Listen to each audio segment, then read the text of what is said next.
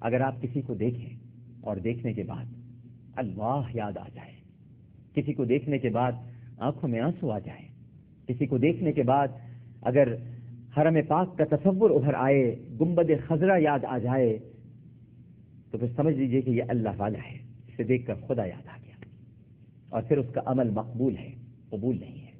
ہم سب اس وقت قبولیت کی منزل پر ہیں اور ہمیں مقبولیت کے درجے پر آنا ہوگا۔ دیکھتے ہیں اس وقت ہمارے ساتھ ٹیلی فون لائن پر کون موجود ہے۔ السلام علیکم۔ وعلیکم السلام جی کون صاحبہ بات کر رہی ہیں؟ جی سر میں عائشہ بات کر رہی ہوں عامر بھائی۔ جی عائشہ کیسی ہیں آپ؟ ٹھیک ہیں الحمدللہ بالکل ٹھیک۔ عامر بھائی میں آپ کی بہت بڑی فین ہوں اور آپ کا پروگرام میں بہت شوق سے دیکھتی ہوں۔ بڑی مہربانی میری بہن، بڑی مہربانی، کیا فرمائیے؟ اور عامر بھائی آپ بہت اچھا پروگرام پیش کر رہے ہیں، مجھے آپ کو آٹوگراف چاہیے تھا۔ اب دعا کیجئے کہ کچھ ایسا مواصلاتی نظام ہو جائے کہ میں یہیں سے کھٹ کھٹ کھٹ سائن کروں اور ادھر سامنے کیمرے کے وہ سائن جائے اور ادھر آپ کی اسکرین سے وہ نکل آئے، تو اس کے لیے تو آپ کو بنفس نفیس کہیں نہ کہیں ملاقات ہوگی۔ آپ کبھی آئے نا ہمارے ہاں۔ آپ کراچی سے بات کر رہے ہیں؟ بھائی اتنی دور لاہور میں ہوں۔ ارے لاہور میں ہے میری بہن، اچھا تو اب دعا کیجئے کہ لاہور میں ہم کوئی پروگرام کریں۔ آپ نے مجھے بہت چینج کر دیا ہے، میں نے کبھی نماز نہیں پڑھی تھی، آپ کی وجہ سے 5 وقت کی نمازی ہو گئی۔ ماشاء اللہ ماشاء اللہ ماشاء اللہ ماشاء اللہ۔ بس آپ کا چینج ہونا دراصل کچھ میرے گناہوں کی گرد میں کمی کا سبب بنے گا، ورنہ میرے جسم پر اور میرے وجود پر اور میرے نفس پر تو گناہوں کی ایک دبیس تہ چڑھی ہوئی ہے۔ آپ اس طرح نماز پڑھتی رہیں گی؟ عامر بھائی میں آپ کو اپنی ہر دعا میں یاد رکھتی ہوں، میری کوئی دعا ایسی نہ ہوتی جس میں آپ کا نام نہ ہو۔ بڑی محبت میری بہن، اللہ آپ کو سلامت رکھے، اللہ آپ کو خوش رکھے، میں آپ کا بڑا احسان مند رہوں گا۔ ایک اور کالر موجود ہیں۔ السلام علیکم۔ السلام علیکم۔ وعلیکم السلام، کون صاحبہ بات کر رہی ہیں؟ عامر لیاقت بات کر رہے ہیں؟ جی عامر لیاقت بات کر رہا ہوں۔ جی is it possible if I don't say my نیم؟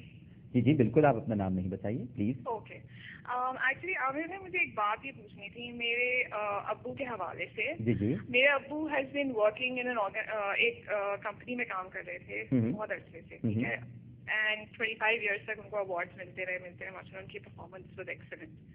اب کیا ہوا ہے کہ بیچ میں ان کے ساتھ ابھی کیا ہوا ہے کہ تھوڑی سی ایک قسم کی ناانصافی ہو گئی ہے اور ان کو مطلب کسی اور کی وجہ سے ان کو ہٹا دیا گیا، ٹھیک، اینڈ اب وہ انہوں نے اپنی مطلب ہی از ناٹ آن جاب ابھی، اینڈ وہ جاب پہ نہیں ہے، اینڈ ہمیں کافی ڈپریشن ہوا ہے اس معاملے کے اندر، اور مجھے آپ سے پوچھنا ہے کہ ہماری وجہ سے کوئی غلطیاں ہوئی ہیں جس کی وجہ سے ہوا ہے یا کس وجہ سے ہوا ہے؟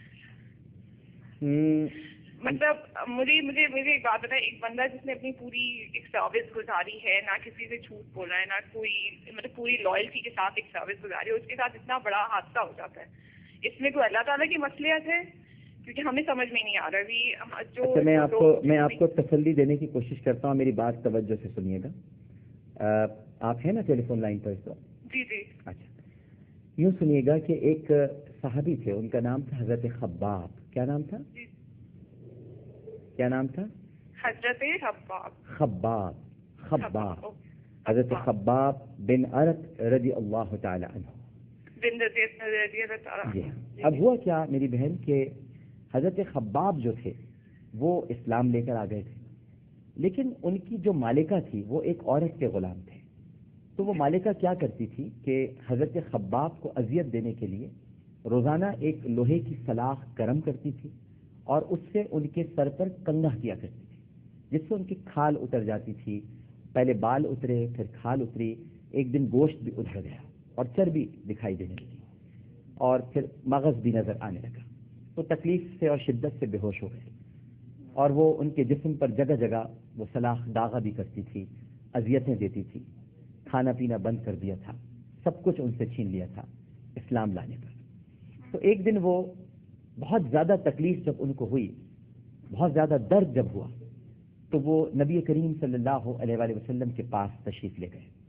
آپ اس وقت ایک ستون سے ٹیک لگائے ہوئے تھے، وہ ستون جو نبی صلی اللہ علیہ وآلہ وسلم کو بڑا محبوب تھا، اور وہ ستون تھا مکہ مکرمہ میں، جہاں پر آپ صلی اللہ علیہ وآلہ وسلم اکثر ٹیک لگایا کرتے تھے، اور حضرت ابو طالب کا بھی وہاں سے گزر ہوتا تھا، حضرت ابو بکر بھی وہاں سے جایا کرتے تھے۔ اب وہ وہاں پر وہ ستون نہیں رہا ہے، یہ حرم کے اندر ہی ہوا کرتا تھا، تو آپ وہاں اس ستون سے ٹیک لگائے ہوئے تھے۔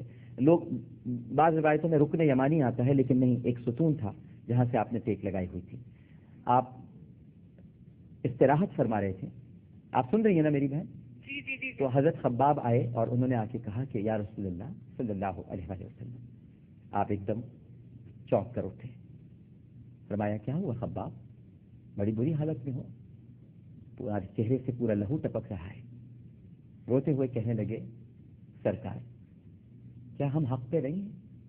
آپ نے فرمایا کیوں خباب، کیوں نہیں ہیں، ہم حق پر ہیں. عرض کیا کہ یا رسول اللہ کیا آپ سچے رسول نہیں ہیں؟ فرمایا میں اللہ کا سچا رسول ہوں خباب. عرض کیا کہ یا رسول اللہ کیا اللہ ہماری مدد نہیں کرتا؟ فرمایا اللہ ہماری مدد کرتا ہے خباب، بات کیا ہوئی؟ تو عرض کیا کہ یا رسول اللہ جب اللہ ہمارے ساتھ ہے، آپ سچے رسول ہیں، ہم نے کچھ غلط نہیں کیا، ہم سچائی پر ہیں، تو پھر یہ میرا سر دیکھیے جو پوری کھال ادھڑ چکی ہے، چربی دکھائی دے رہی ہے، مجھ سے کیا غلطی ہو گئی، مجھ سے کیا گناہ ہو گیا؟ آپ اس وقت رو پڑے اور خاموش ہو گئے. آپ جب خاموش ہوئے تو ایک وحی نازل ہوئی اور حضرت جبرائیل علیہ السلام تشریف لائے اور انہوں نے کہا، یعنی قلب اطہر پہ جو وحی نازل ہوئی، اور پھر رسول نے ارشاد فرمایا ام حسبتم ان تدخلوا الجنة ولما ياتكم مثل الذين خلوا من قبلكم مستهم الباساء والضراء وزلزلوا حتى يقول الرسول والذين آمنوا معه متى نصر الله الا ان نصر الله قریب. کیا تم نے یوں ہی گمان کر لیا ہے کہ جنت میں داخل ہو جاؤ گے؟ ایسے ہی چلے جاؤ گے، ایسے ہی چلے جاؤ گے جنت میں؟ تم سے پہلے والی قوموں کو ہلا دیا گیا، ان کی کھالیں کھینچ لی گئیں، ان کے جسموں میں لوہے کی کنگیاں اتار دی گئیں، یہاں تک کہ وہ پوری قوم چلا اٹھی اور اپنے رسول سے کہنے لگی کہ اللہ کی مدد کب آئے گی. رسول بھی کہہ پڑا اللہ کی مدد کب آئے گی؟ ان قریب اللہ کی مدد آئے گی. تو میری پیاری بہن، کوئی آپ کا قصور نہیں ہے، کوئی آپ کے والد کا قصور نہیں ہے.